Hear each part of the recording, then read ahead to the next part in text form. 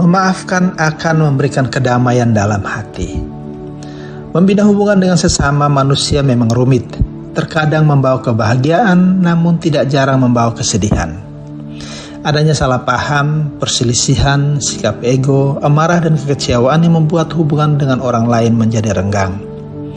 Hanya ada kata maaf dan melupakannya akan mampu memperbaikinya. Memaafkan adalah membangun rasa kasih sayang dan menerima orang lain karena ketidaksempurnaannya. Sementara pada saat yang sama, kita juga menghormati keterbatasan kita. Kita semua menyadari bahwa memberi maaf bukanlah hal yang gampang, mudah diucapkan, tapi sulit untuk dilakukan. Tetapi ada cara yang membuatnya lebih mudah dengan memahami hal-hal berikut ini. Memaafkan adalah bukan membenarkan tindakan orang yang menyakiti kita. Memaafkan bukan untuk orang lain, tetapi itu untuk diri kita. Memaafkan dapat mengatasi emosi negatif terhadap kejadian yang tidak menyenangkan dan meningkatkan kesehatan emosional. Memaafkan adalah tanda kekuatan dan memaafkan sangat efektif dalam menyembuhkan luka mental. Lantas bagaimana caranya untuk memaafkan dan melupakan? Mengembangkan empati adalah langkah yang penting dalam memaafkan. Saat berempati, kita menempatkan diri pada posisi orang yang bersalah, dan dengan berempati kita melepaskan perasaan dendam apapun yang memudahkan kita untuk memaafkan. Belajar move on adalah salah satu cara untuk memaafkan. Saat kita move on, berarti kita telah menerima ketidaksempurnaan orang lain. Kita mampu melupakan dendam lama dan fokus pada hal-hal lain yang lebih penting dalam hidup. Menurunkan gengsi dan ego pribadi membantu kita dalam memaafkan, karena itu berarti kita menghargai keterbatasan kita. Sebagai manusia, terkadang kita mungkin merasa memaafkan tidak membuat kita merasa lebih baik. Tetapi yang jelas, memaafkan membuka jalan kebaikan. Seringkali kita menggambarkan kalau kita telah menjadi korban dari seseorang yang menghancurkan hidup kita. Pemikiran itu harus diubah karena tidak benar. Fakta bahwa ada orang yang telah melakukan sesuatu yang menyakitkan itu benar, tetapi kita yang tidak mampu menanganinya dengan baik. Memiliki ekspektasi yang tinggi terhadap orang lain bisa membuat kita kecewa dan susah untuk memaafkan seseorang. Oleh karena itu kita harus realistis dan jangan mudah tersakiti. Kita juga harus menyadari bahwa tidak semua orang menganggap kita begitu penting dalam hidup mereka.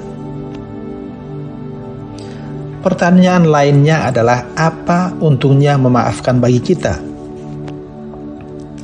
Beberapa orang beranggapan bahwa dengan tidak memaafkan, mereka dapat menghukum orang yang telah melakukan kesalahan atau orang yang telah melakukan perbuatan yang menyakitkan.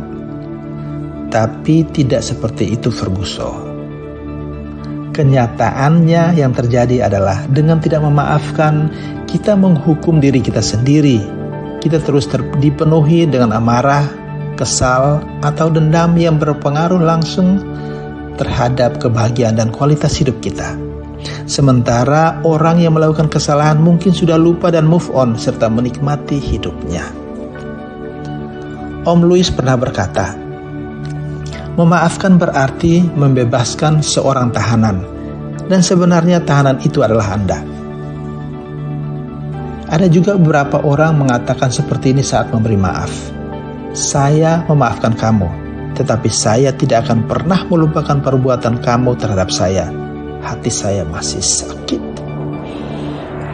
Sahabatku sekalian, bila kita memberi maaf dan masih terus mengingat hal-hal yang menyakitkan, maka itu tidak ada gunanya. Karena inti pemberian maaf adalah untuk membebaskan diri dari perasaan marah, kecewa, dan dendam.